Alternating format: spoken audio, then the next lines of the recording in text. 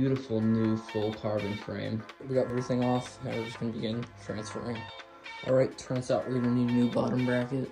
We're also gonna need a mount for one of these. Insta360 mount. Still waiting on parts. Saddle one. Cages. Once done, just waiting on parts for that. Waiting on trimmer and post. This one by on there. Got these blue single speed bolts on. And here's the finished result. Just look how amazing this looks.